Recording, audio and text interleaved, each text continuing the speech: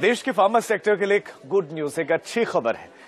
Export निर्यात pharma sector का 138 गुना बढ़ गया है। जानकारों का भी मानना है कि भारत दुनिया को जरूरी दवाएं मुहैया करा रहा है, जिससे भारत के फार्मा उत्पादों का निर्यात बढ़ा है। दरअसल फार्मास्यूटिकल के क्षेत्र में भारत विश्व का लीडर बनने की राह पर है।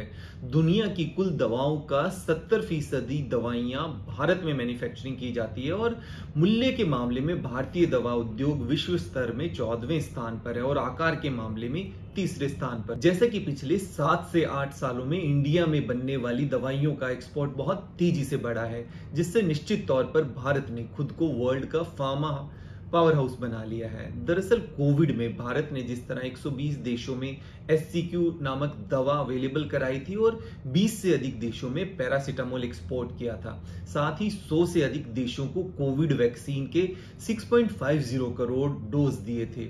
इसके अलावा इंडिया क्वालिटी जेनरिक मेडिसिन बनाकर अमेरिका व यूरोप मार्केट में काफी अफोर्डेबल रेट्स पर सप्लाई करता है, जिससे हम जेनरिक मेडिसिन प्रोडक्शन के मामले में भी वर्ल्ड में काफी आगे। दरअसल जेनरिक मेडिसिन ब्रांडेड मेडिसिन की तुलना में काफी अफोर्डेबल होती है और US FDA के अनुसार 2017-18 में वर्ल्ड की 323 मेडिसिन की टेस्टिंग में भी इंडिया की सभी मेडिसिन पास हुई थी, जिससे इंडियन जेनेटिक मेडिसिन पर ग्लोबल ट्रस्ट काफी बढ़ा है।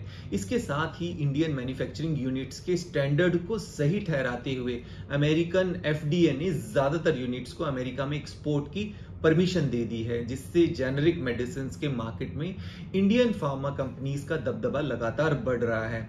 ऐसे में मेडिसिन के प्रोडक्शन व एक्सपोर्ट में इंडिया की अचीवमेंट निश्चित तौर पर काफी एनकरेजिंग है। वैसे तो नेक्स्ट 10 इयर्स में लगभग 15 ऐसी मेडिसिन है जो जेनरिक कैटेगरी में आ जाएंगी और उन्हें जेनरिक मेडिसिन के तौर पर प्रिपेयर किया जाएगा, जो कि लगभग 7.50 लाख करोड़ का बिजनेस क्रिएट करेगी। फार्मेसी सेक्टर को और मजबूत करते हुए इंडिया ग्लोबल लेवल पर इसकी डिमांड को किस तरह पूरा करेगा, इस पर अभी से विचार किया जाना चाहिए, जिसके लिए 2 इंपॉर्टेंट चैलेंजेस को फिक्स करना जरूरी है। जैसा कि इन मेडिसिन को बनाने के लिए जो रॉ मटेरियल यूज होता है वो अभी तक हम चाइना से इंपोर्ट करते हैं। हालांकि इसका सोल्यूशन निकालते हुए हमें भारत में ही API यानी रॉ मटेरियल का प्रोडक्शन बढ़ाकर चाइना पर अपनी डिपेंडेंसी को जल्द से जल्द कम करना चाहिए।